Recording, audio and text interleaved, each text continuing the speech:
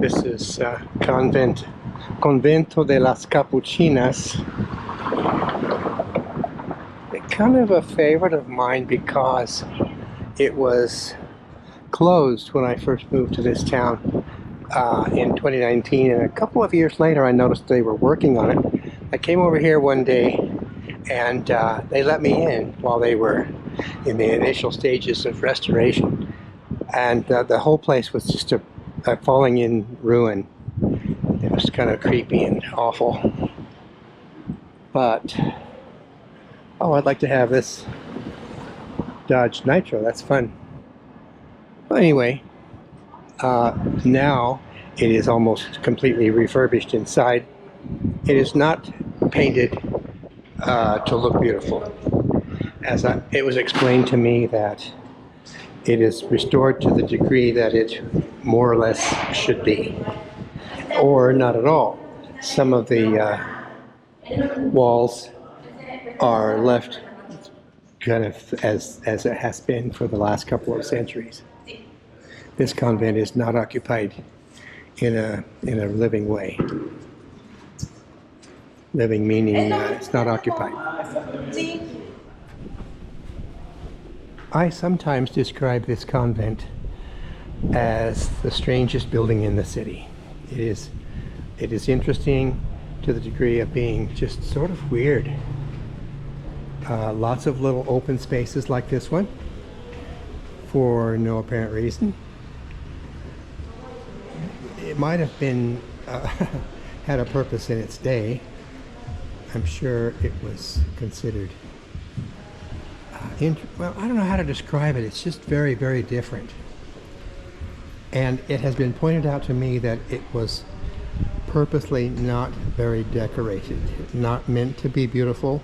So, a good share of the convents in this city are elaborate and gorgeous architecture.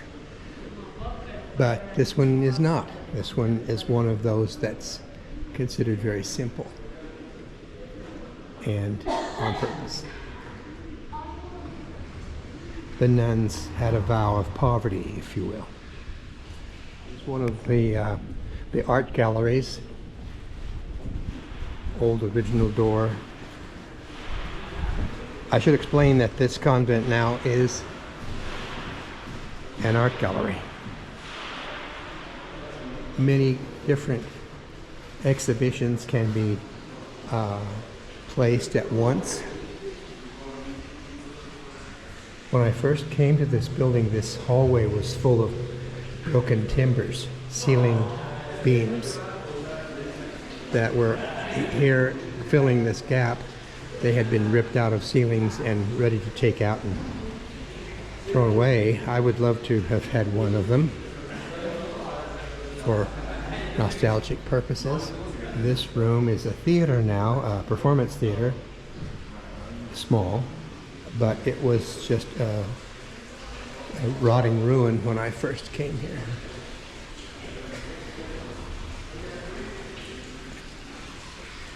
Now, I would point out that the colors here are original with some paint restoration, but not meant to be done perfectly. It is purposely left somewhat rustic.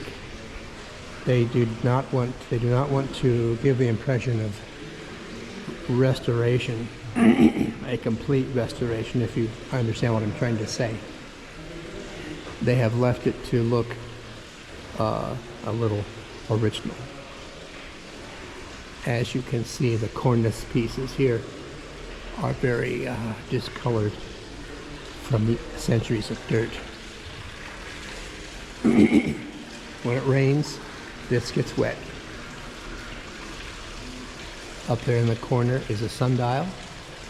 There's probably another one behind me in this opposite corner. All of these rooms are or have been transformed, converted into art galleries.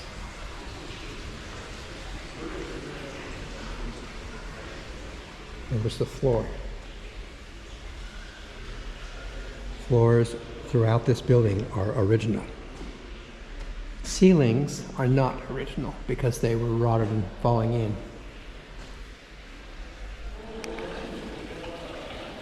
I have a great deal of respect for these old fountains. Look here inside.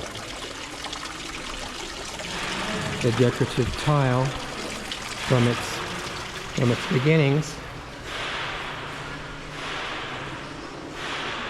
Around here and through there is an interesting space. My first visit here 6 years ago, that was a frightening mess. This whole building was dark, dirty, graffitied. Just collapsing under its own weight. There's Ivan down there. This is Ivan's favorite of the convents that have been turned into art galleries. There's just something about it that appeals to him more than others. It's very complex. There are just little exhibition rooms everywhere.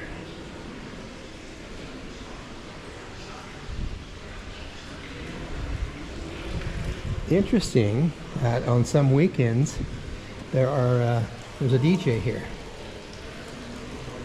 The DJ will play trance music, and there's wine circulating, and it's just a really fun place.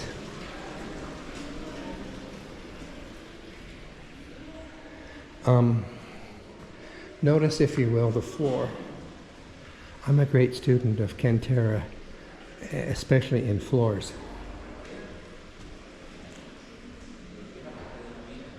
If you walk across this room, you'll feel it's very uneven, broken, repaired. Now, I'm told this large, long room was originally the dining room for the convent. I mentioned that to a security person once, and he disagreed, but I have no way to know. Look at the floor again here.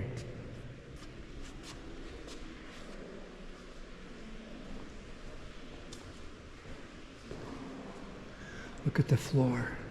It's just a mess of bricks and stuff.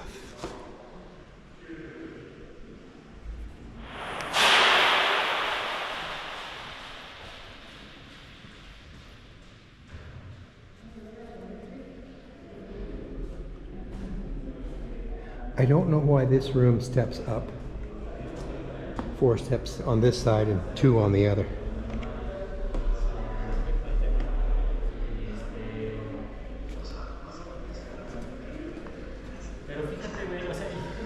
My first visit to this building, this stairway was just full of debris. The ceiling now has been replaced, but it had collapsed. Remember, the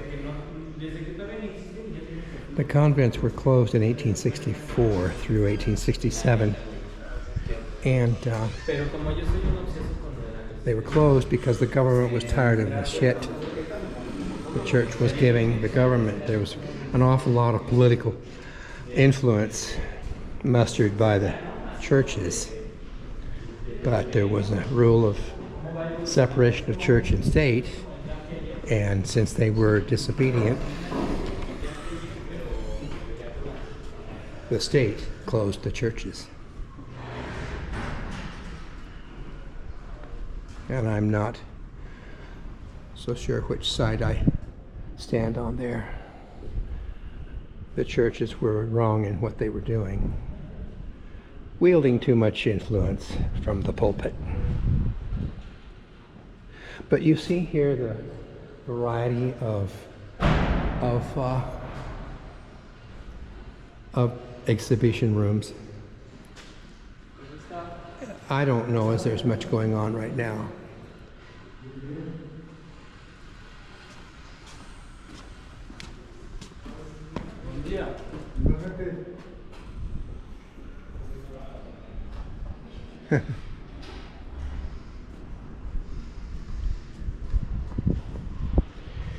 And also on my first visit here years ago, there was a massive pile of, well, a mixed pile of debris and junk, but also new sand and gravel they were bringing in to make the restoration projects.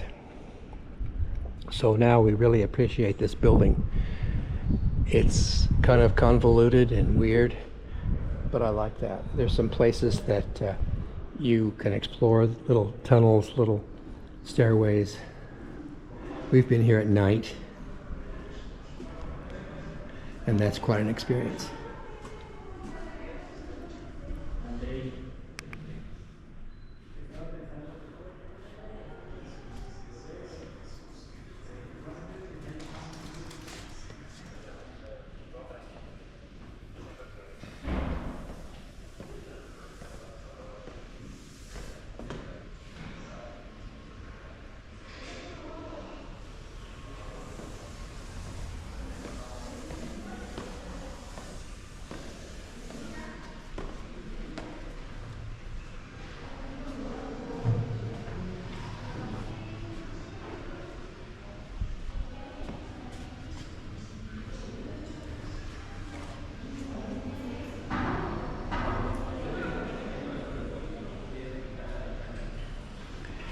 And not to repeat myself, but I will repeat myself, that this convent, as you can see, is somewhat simple. Not a lot of detail, not a lot of color, or fancy stone carving. Just a basic building.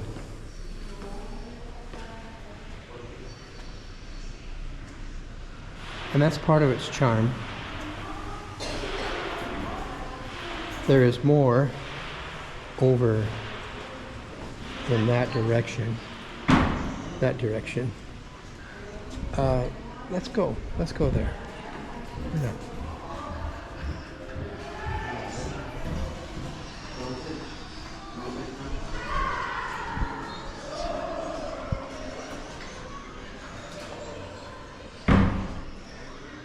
You come to a building like this and you wonder, what was it like originally? Why was it made this way, with all of these little stairs and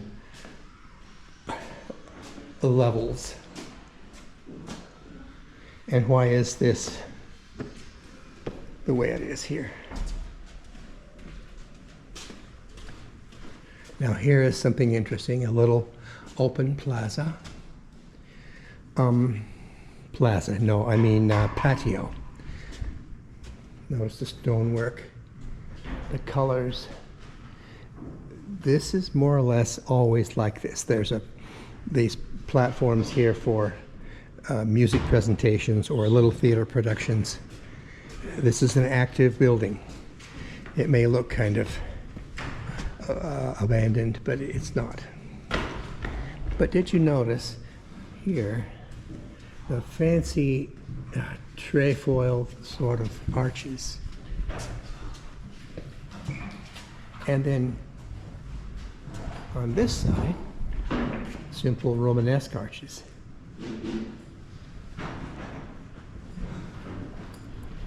There is a stairway over there in that corner that goes up. It's a tiny little stairway. And, oh gosh, let me see if I can do this. It's unusually quiet today. I don't know why it's so... See, that is the stairway that goes up, and it gets narrower as you go up. And then here, I'm asking you to use your imagination, but this would go out to a rooftop terrace there, a very large area. Okay, I'm sorry if I'm not being real clear, but in fact, you could just take my voice off and enjoy the view.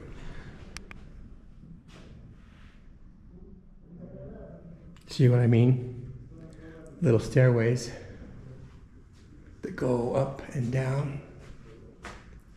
We think this was a place for fire, to put a fire, like a fireplace, that would heat the baths above. If I go up there, you'll see like a bathtub on both sides. And I'm not going in there. I have been up there, however. And then here,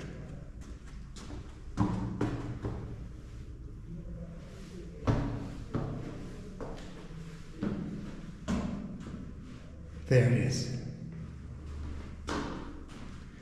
Now that is yet another little bathtub, bath area. Notice the Talavera tile and the drain and the pipe. And here,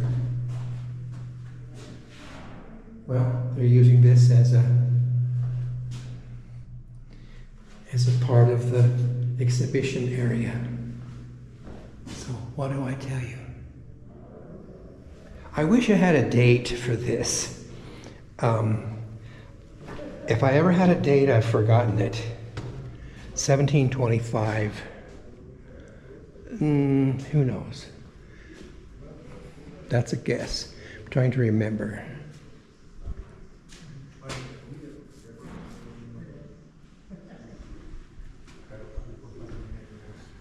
And here's just a storage area.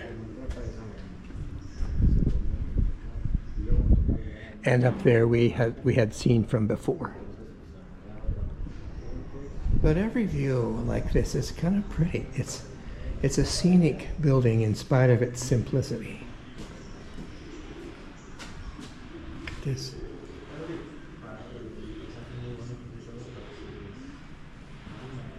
This is Cantara stone. Cantara is a volcanic stone, which is the result of ash collecting in a gully or a stream or a lake,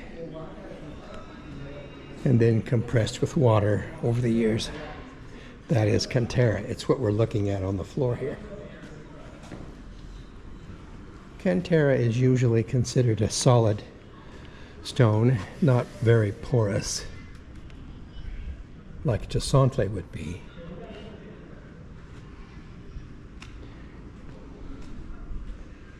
These openings are a modern addition, which allows for access for electricity, draining, fresh water. Now you're seeing this now from the other side. Notice the dogs. Now, this is the kitchen. Every convent needs a kitchen. This is a complex area. Again, kind of spooky. Notice the new beams from the restoration. Perhaps a cooking area, food preparation centuries ago.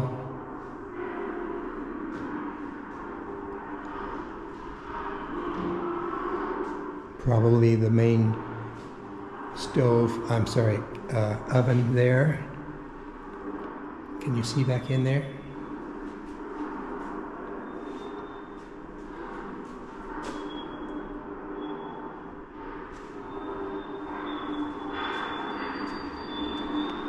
A lot of art exhibits nowadays use televisions.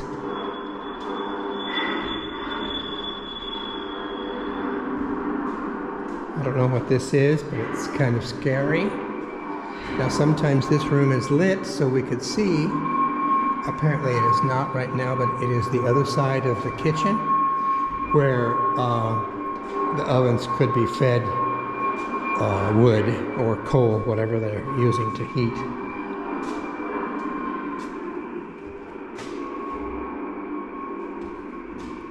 As you can see now, just a lot of little rooms.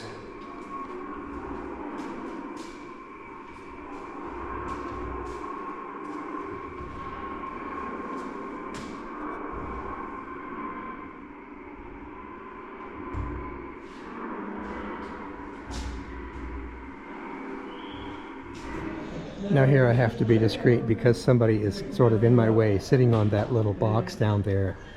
That would be the fresh water coming into the building from the aqueduct. If you remember anything about that, that is a long ways from here, but with careful construction of underground piping 3 centuries ago, water was brought to the homes of the wealthy and the convents and the city plazas, the fountain squares. In this case, it's not very big, nothing fancy. But there is somebody sitting there, so I won't go any farther. Okay.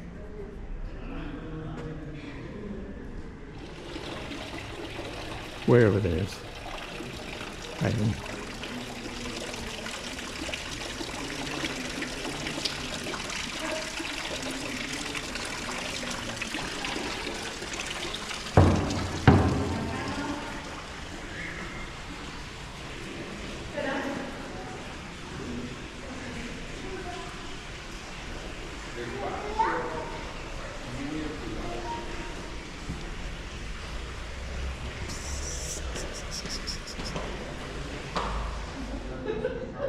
Touch the stone.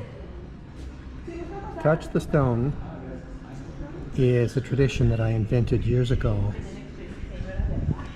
which causes or allows me to appreciate the people who built this, who carved this stone from a big rock,